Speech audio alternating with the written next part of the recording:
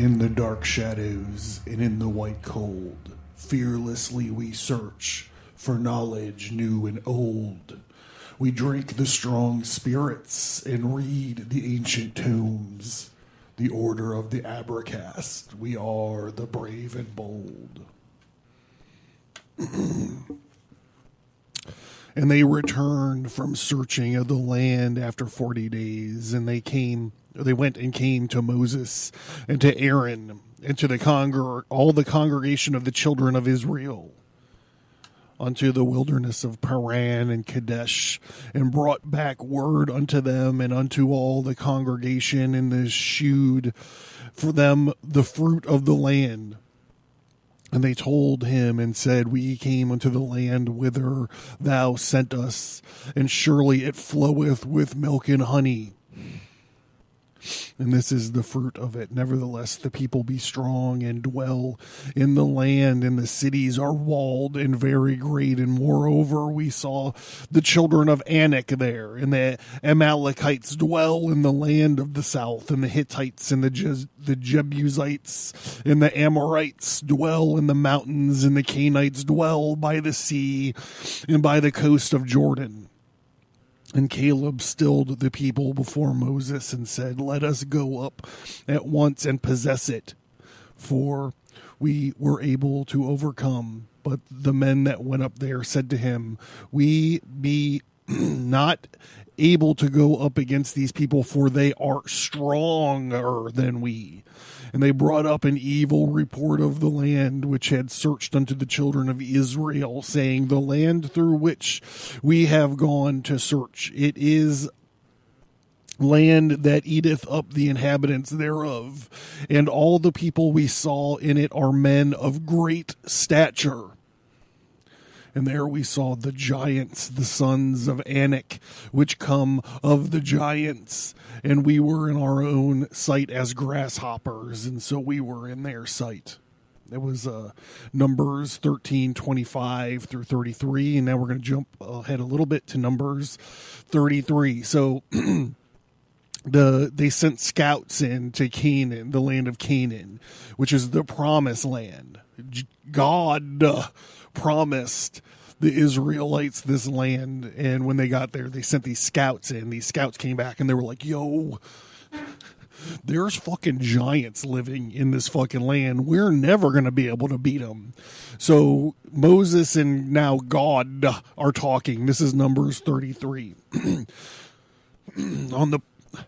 On the plains of Moab by the Jordan across from Jericho, the Lord said to Moses, speak to the Israelites and say to them, when you cross the Jordan into Canaan, drive out all of the inhabitants of the land before you.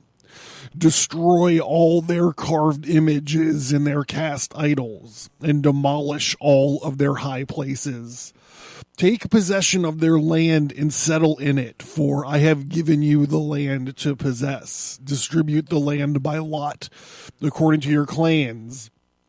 To a large group, give the large inheritance. To a smaller group, give a smaller one. Whatever falls to them by lot will be theirs, distributed accordingly to your ancestral tribes. But Numbers 33:55 here, this is God laying the law down. But if you do not drive out the inhabitants of the land, those you allow to remain will become barbs in your eyes and thorns in your side.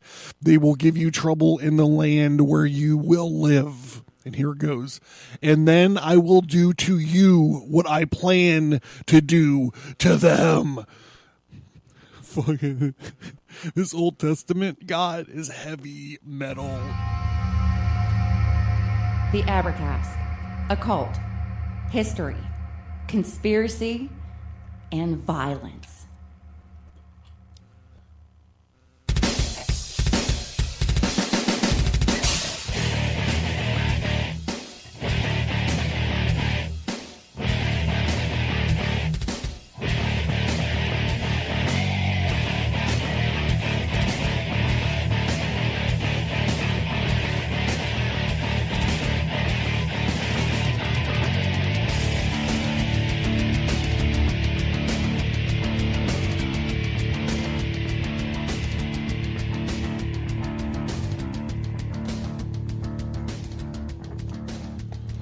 Heavy metal bros, that's what I said. The Old Testament God is heavy metal. We're going to get a lot of that tonight, I think. So greetings and welcome to the American Sermon. This is part 0. I will be your director of entomology for this evening, and my name is John Towers. The sermon is a spinoff. It's this limited series of my podcast called the Abercast. On the regular show, we talk about the occult and history and conspiracy, and as you heard, the awesome, brilliant, vivacious, beautiful, creative Violet Corbeau say violence. If you like topics like this, I would highly recommend the show to you. You can find it wherever you can find the finest podcast. So this show is going to be about the weird, offbeat, and sometimes sinister shit that is mixed into the creation and founding of the United States. In this episode 0, we are tackling a topic that has gotten a lot of mileage over the last few years. It's one of those topics that hit all of the Abercast buttons here. It's the occult, history, conspiracy, and violence. It's got a little something for everybody. So we live in this culturally and religiously sensitive time. And I'm not usually sensitive to either of these normally. So going forward, we're going to sort of check our morals at the door. And we're just looking at these stories without passing these moral or political judgments on it. Just for an hour, bro. Just for an hour. We're getting... we're not getting so wound up over it. We're kind of like in the it's cool zone. So just like be cool. We're just some friends having a drink and talking about weird shit. The featured books for this evening are Ancient Giants Who Ruled America, The Missing Skeletons, and The Great Smithsonian Cover-Up by Richard J. Dewhurst. The Bible, we're talking a lot about the Bible tonight, and we're get some stuff from the book of Jasher and the books of Enoch. These are Jasher and Enoch are what's called apocryphal texts. We're also getting some stuff specifically about the McKees Rocks Mound stuff from ancient-origins.net. So let's start on this weird trip. Where are we going to start? Let's start at the beginning, shall we? So I'm going to rattle through some of this stuff. I am going to take a moment just to point out that if you want to unpack any of this shit that I'm about to start talking about, you can head over to abercast.com. There's a featured topic link, and if you just scroll down and find the category for Genesis, there are literally hours and hours of me talking about this shit that I'm about to start talking right now. So all this Genesis 6 stuff is everywhere nowadays. So I'm going to just touch on it briefly. There is an issue early in the Bible. I said an issue. That's funny. There's a story, like it's a fucking comic book, early in the Bible where these angels hooked up with these earth chicks for whatever reason, like it's a lot, right?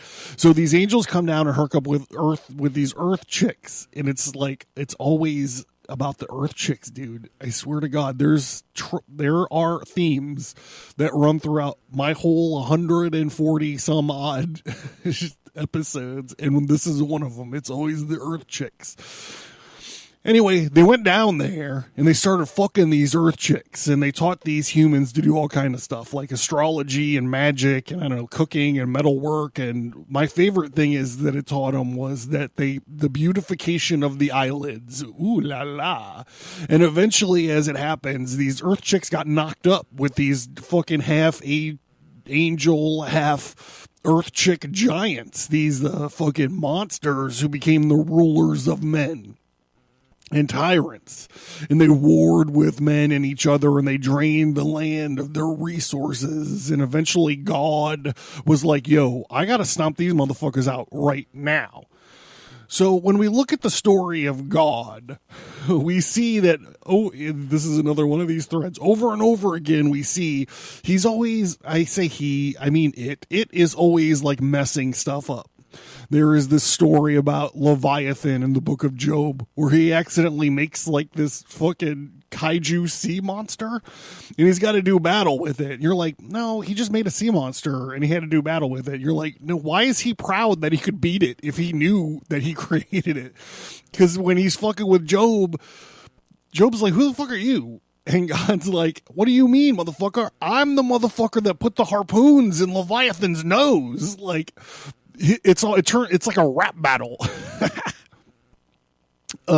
Anyhow, back. I gotta stay focused. I can tell I'm distracted. And then there was this whole tree of knowledge thing, and we know the whole Cain and Abel business, which we're actually going to be talking about in part 1 of the sermon.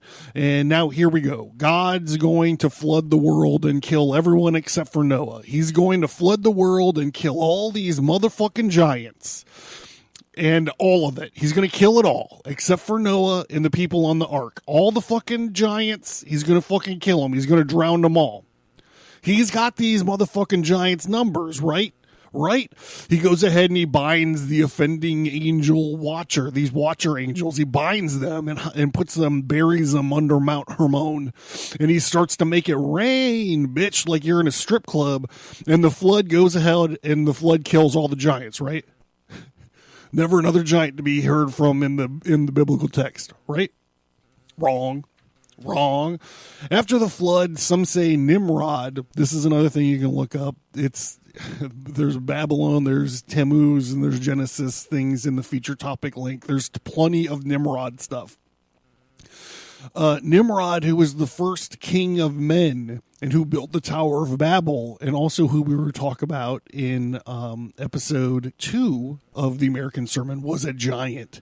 He was either born in that way, like Lady Gaga would say, or he was using bizarre sex magical rites or biological experimentation to become one. And then there was King Og of Bashan and Goliath of Gath, and eventually the people of Canaan, who, it seems, God created the nation of Israel specifically to kill these people and to take their land. Everywhere we look, especially in the Old Testament, a giant here, and there's always another giant popping up somewhere. And if you'd like to unpack all this stuff, like I said, in a more formal structure, I'll invite you to the Abracast, to the feature topic links, as I said before.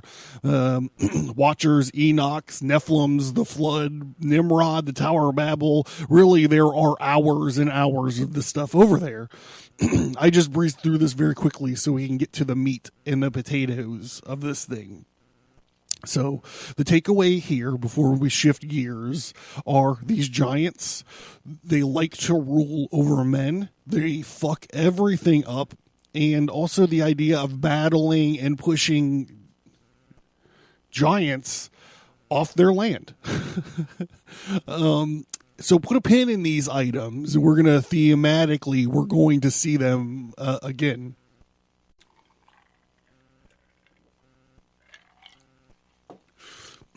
So right now, right this very moment, I'm in Pittsburgh, Pennsylvania. Please don't hold it against me. I'm not a native and I'm not a football fan.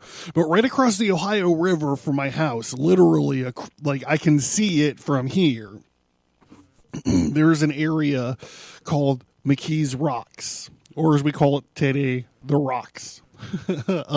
This is not the kind of place you don't want to hang out in the parking lot of Aldi's too much after dark here in the Rocks.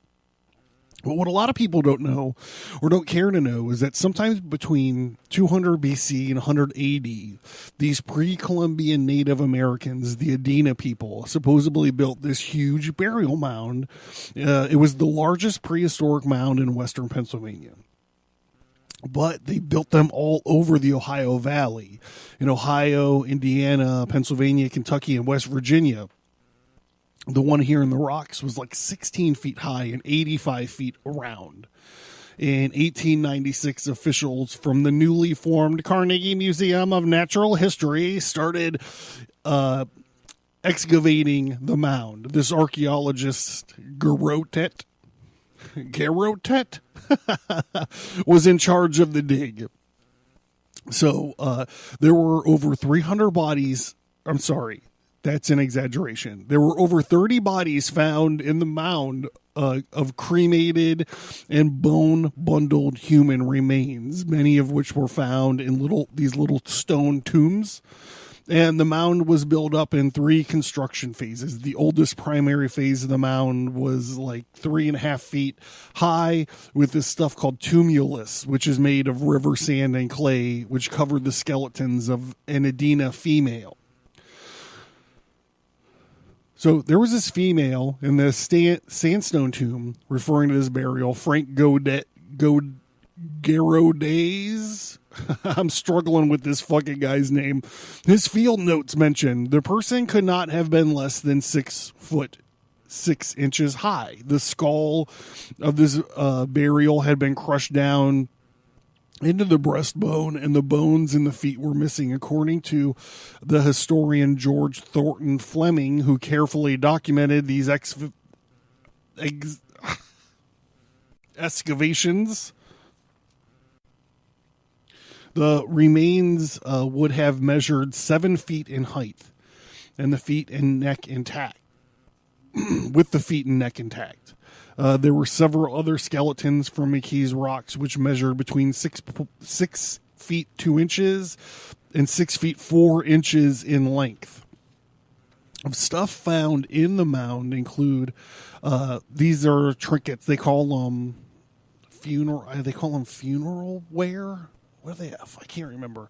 Include 4 deer or elk scapula awes, a copper sheath, and 510 shell beads, antlers, and bone flaking tools. The Carnegie Museum dude Garodet, we're going to call him this time, would go on to get into some trouble, and he was caught up in a few controversies, and he wound up resigning before the work was done. But 6'6" seems pretty impressive, going from the lowest estimate. I guess maybe 6'2" was the lowest estimate. Even so, that's pretty impressive too. This is not the only fingerprints these giants left on my general area of the country. I'm going to go to The Giants Who Ruled America book by Richard J. Dewhurst, and some of this might sound familiar in a new context if you're keeping up with me.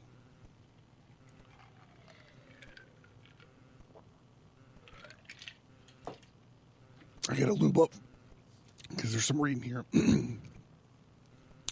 This is called An Account of the History. It's a war story. We're in for a war story. An account of the history, manners, and customs of Indian nations who once inhabited Pennsylvania and the neighboring states.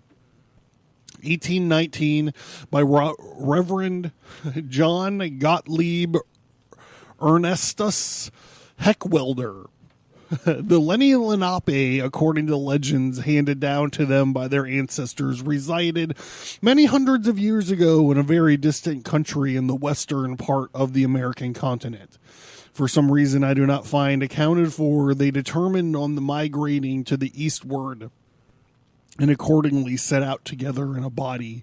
After a very long journey, they fell in with the Menengwe, which are Iroquois, who likewise immigrated from a distant country. Their object was the same as that of the Delawares, who were proceeding along to the eastward until they would find a country that pleased them. The spies, which the Lenape had sent forward for the purpose of reconnoitering, had discovered that the country to the east of the Mississippi was inhabited by a very powerful nation who had many large towns built on the great rivers flowing through their land.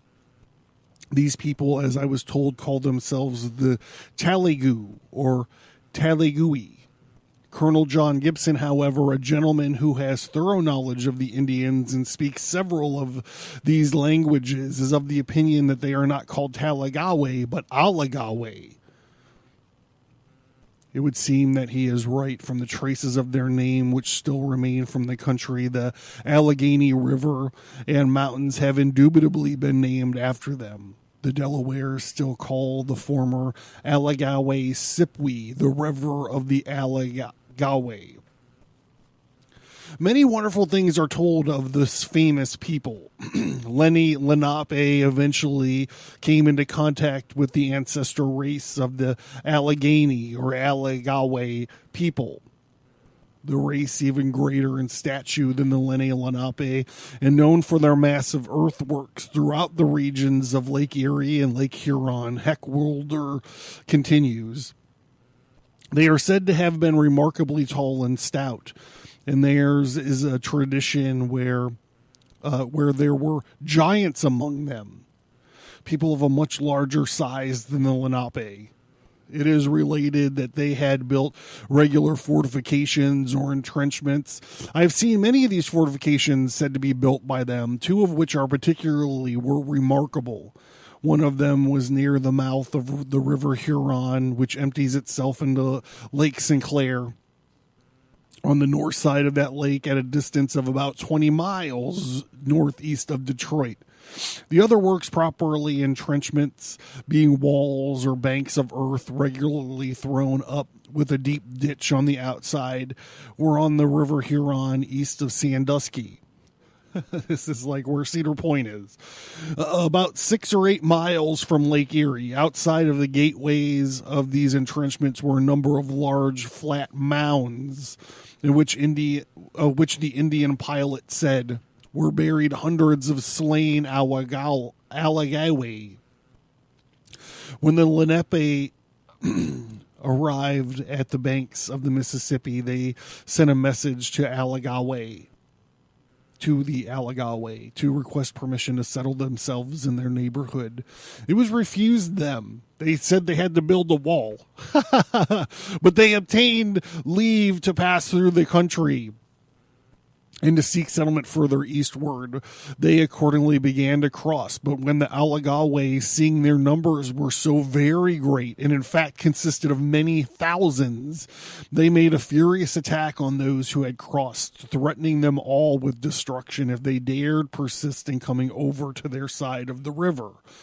Fired at the treachery of these people and the great loss of men they sustained, the Lenape consulted on what was to be done, whether to retreat in the best manner they could or try to strengthen and let their enemies see that they were not cowards but men, and too high-minded to suffer themselves to be driven off before they had made a trial of their strength, and they were convinced that the enemy was too powerful for them.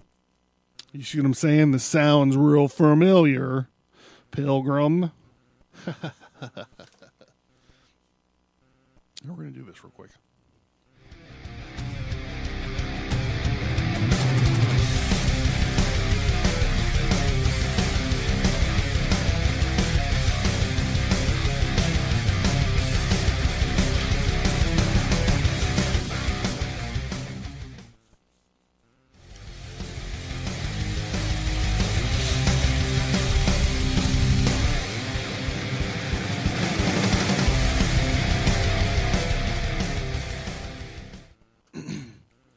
The Menengwe joined the war. When the Menengwe, or Iroquois Indians, saw that the Lenni Lenape were losing the battle, they agreed to fight on their side in exchange for a promise that they would have a part in jointly ruling the conquered land east of the Mississippi. The Allegawe were finally defeated, and it was said that they fled south down the Mississippi River, never to be seen again. Again, Heckwilder continues. The Menengwe, who hitherto had been satisfied with being spectators from a distance, offered to join them on the condition that after conquering the country, they would be entitled to share it with them.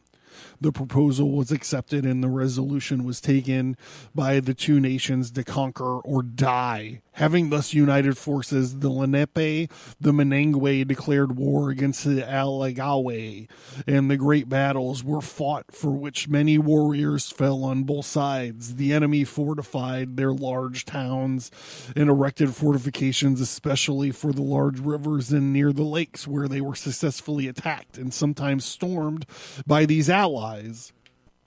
The engagement which took place, which hundreds fell, and who were afterward buried in holes or laid together in heaps and covered over with the earth.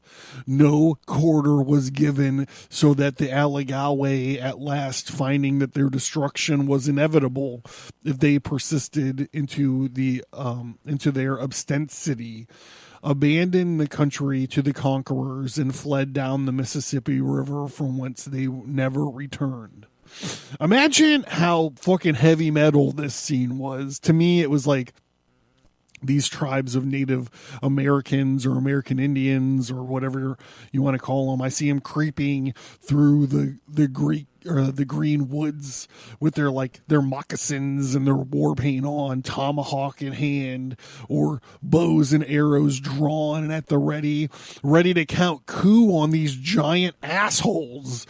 And in the morning mist, and they start their war cry and they attack, and there was the vicious battles, and afterwards they their survivors proudly emerge from the smoke of the battle, and with scalps of red-haired giants and necklaces made of their double rows of teeth and jaws, watching those who surrendered fleeing westward towards the setting sun.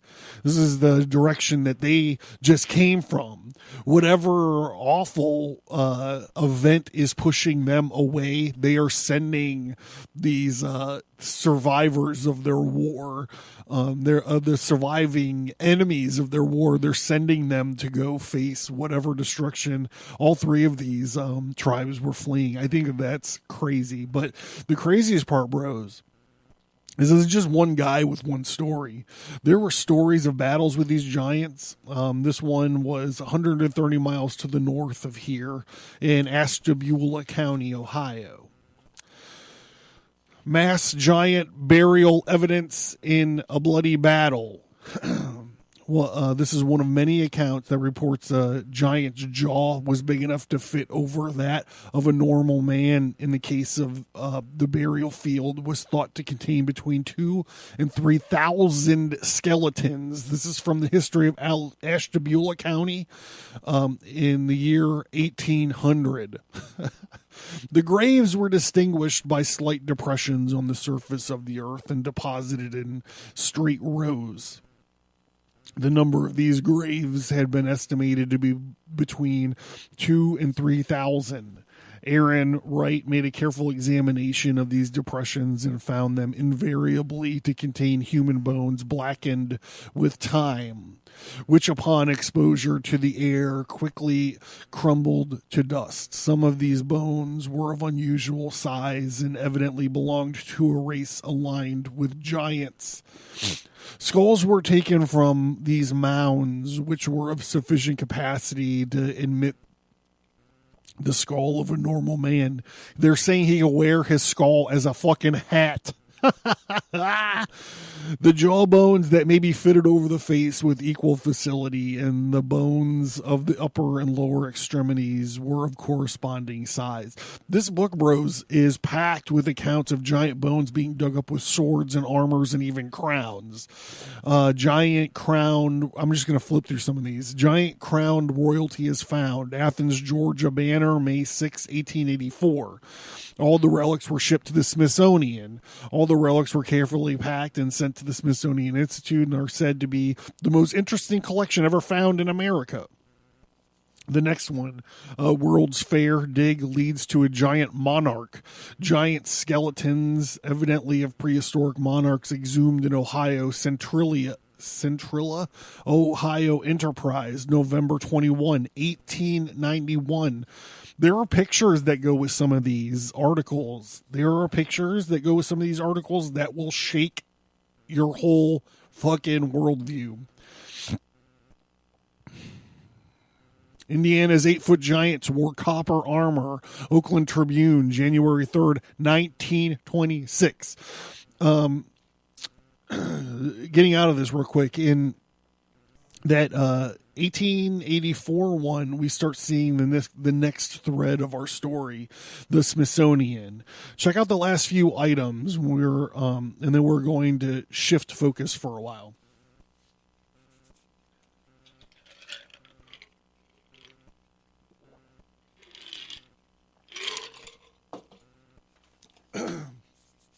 This one's good.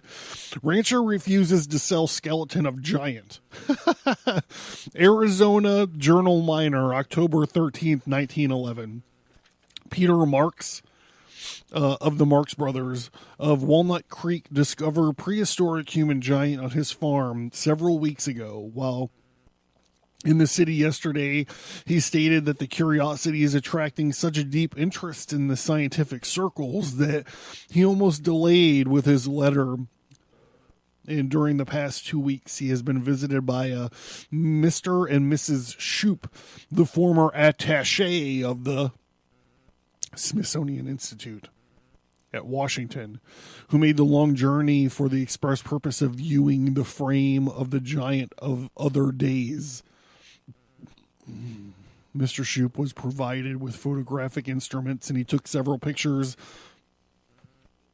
Mr. Shoup of the Smithsonian also desired to take the giant skeleton, back to Washington, but this request was held up by Mr. Marks, stating that as the subject was found in his territory, it should be kept there. A man with integrity. Mr. Shoup was very much interested in those portions of the human frame that were unusually large, which I've seen adult movies that started just like this, particularly The Skull, which indicated that the giant was of such abnormal size as to be beyond comprehension as that of a human being. Mr. Marks had uncovered another burial ground near the point where the skeleton was found.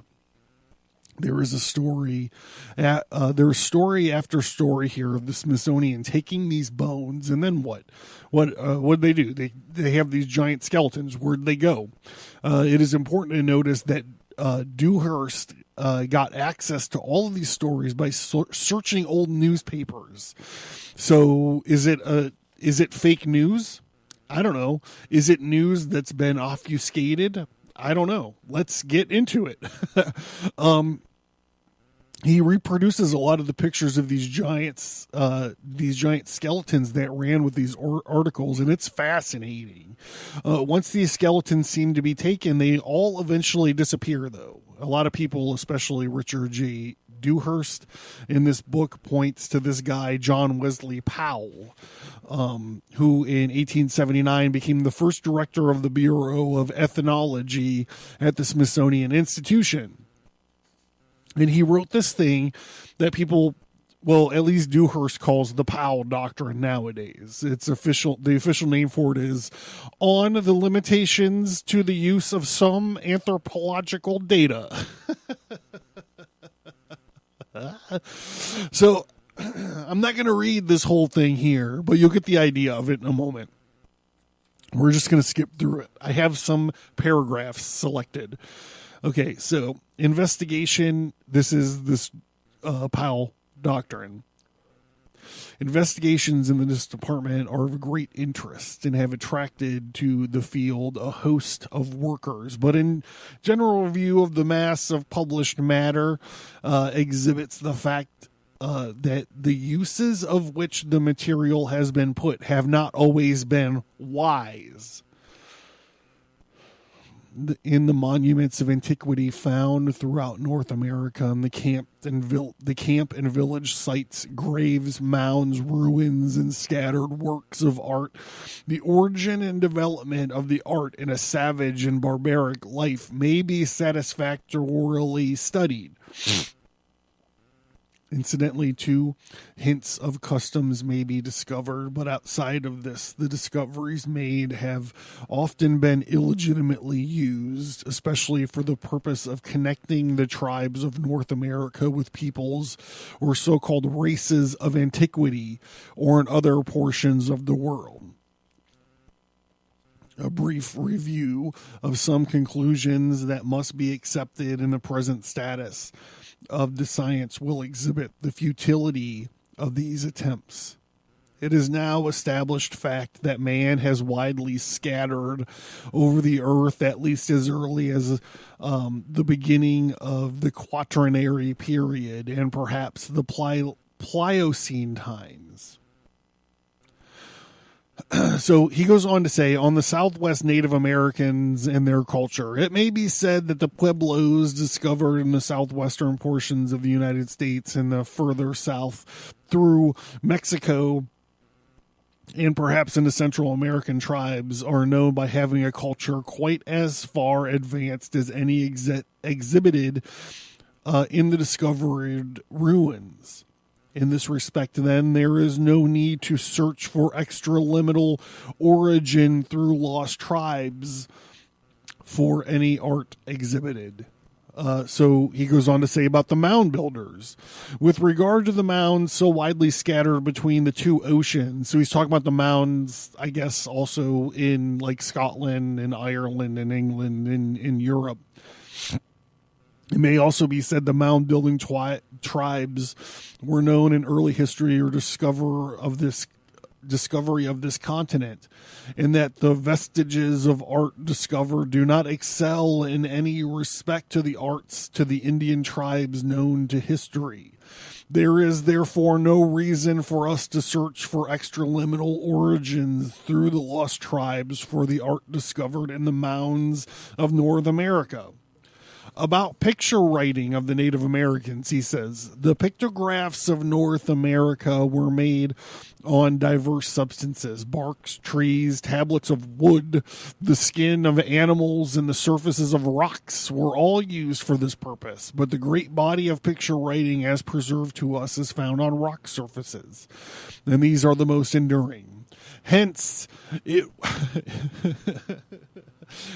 will be seen that it is illegitimate to use any pictograph matter of a date anterior to the discovery of the continent by Columbus for historic purposes. Does it make you angry? Does it?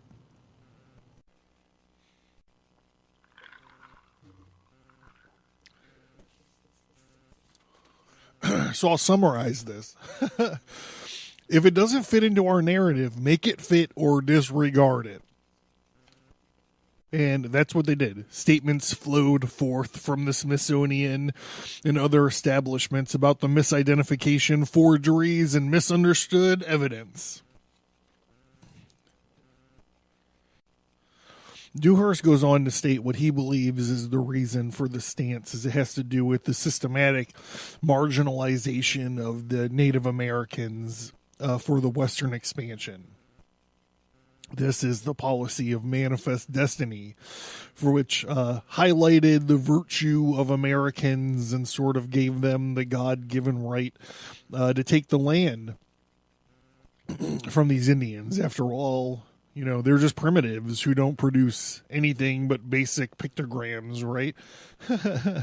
I'd like to state, just in a modern political sense, I know we're checking all this at the door, but the Whigs were opposed to this. So take that for however you want. There is another dimension of this so-called Powell doctrine that is going to maybe come into play here in a few episodes, and that is the ancient pre-Columbian contact. If everything from the Kensington runestone to the Narragansett Bay to the Westford Night can be from the start be thrown out upon detection by this doctrine alone, it seems like we could be in dicey territory. Whatever you think about the Kensington runestone, whatever your opinion of it is, think about this. Think about if it were accepted and it was an ancient land claim from some Vikings or whatever who got here before Columbus. What in the world might it do to geopolitics today? If not today, then what might it have done to geopolitics in 1898 when the fucking thing was founded? We might have had a little official postmodern Viking state right there in Minnesota just based on this fucking rock with drawings drawn on it.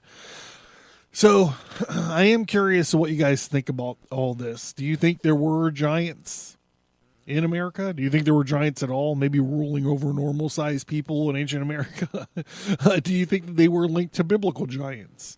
And I wonder what had happened to them all. Did these Native Americans finally do what the Israelites and what even God itself couldn't do and finally destroy all the giants. Well, there's a famous fight that we didn't even talk about here at the Lovelock Canyons. I think in Texas, or some one of these states like this, where they found a bunch of. The story is they found a bunch of giant bones in a pile of bat guano. And the idea is, the story was that these Native Americans had trapped these giants in a cave and fucking burned them out. This is something I think Stephen King did he used in one of the Gunslinger books. I remember something about a monster, the wolves being stuck in a cave and getting burned out. I'm not sure. I don't know. Whatever. I haven't read those Gunslinger books in quite a long time. So where are we at?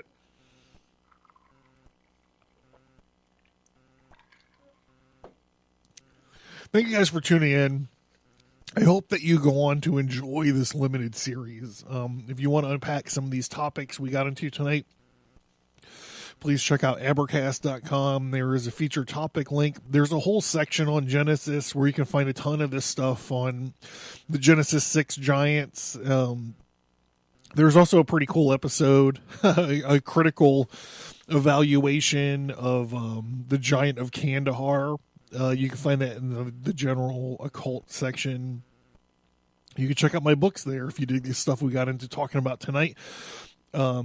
You might really like my graphic novel, The Ages. There's social media links at the bottom of the pages. Hit me up. Let me know what you think about all this stuff. And I would love to hear from you. And while you're out there, I don't know, grab a shirt if you want. There's exclusive mailing list stuff if you like to subscribe. There, you can find the link on the website, or there's going to be links for fucking everything in the show notes. To support this indie content, check out patreon.com/Abercast. There's swag and there's a ton of bonus and exclusive shows there. I would personally love a 5-star rating and review. And if you have time and inclination, do not just leave a review about me wanting to edit the show to sound like some NPR bullshit.